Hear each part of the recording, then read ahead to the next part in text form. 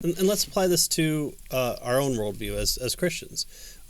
We have to have this understanding that for the majority, scientists tends to assume naturalism, which means that there's only the natural world. So even your own mind that you think is a personality that you may ascribe the soul to, those are just chemicals firing.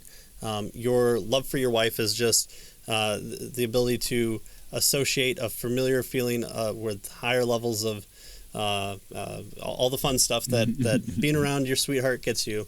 But we exist in a worldview as Christians that says God upholds the universe. He is the one that creates meaning. The laws of logic exist because that's how God thinks. Morality exists because it's out of God's character that He declares these things, and we're able to know them because He communicates those things.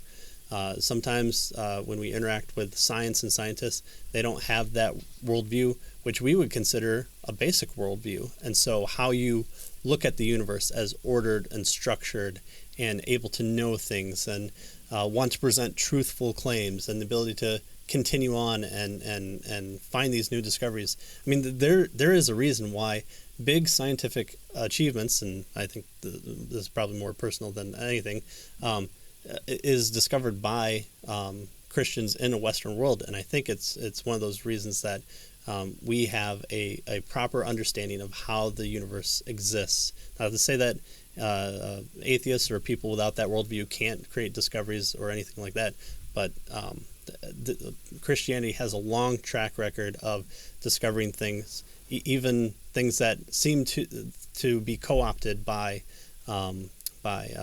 atheists or evolutionary worldview.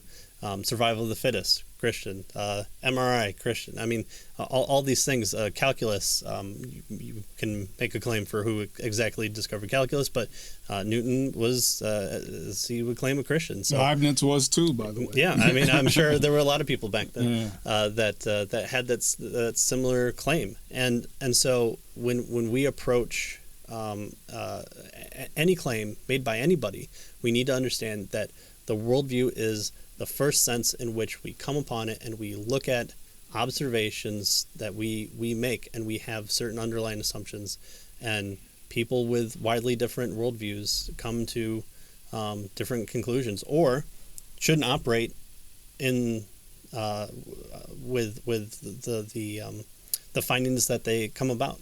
So how does a naturalist explain the ability to know today the sun will rise and tomorrow the sun will rise and each day will without a non-circular argument? Yeah, with a justification for it. Yeah, and a good justification. Yeah, right. and so when we approach these things and we're just leveled, well, science said it, or that's not being very logical.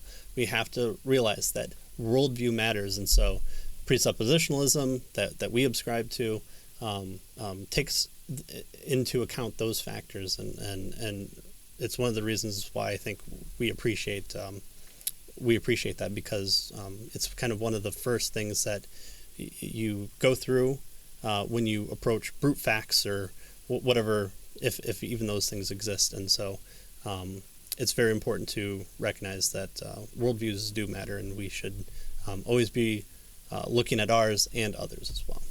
Good. Yeah. Well said.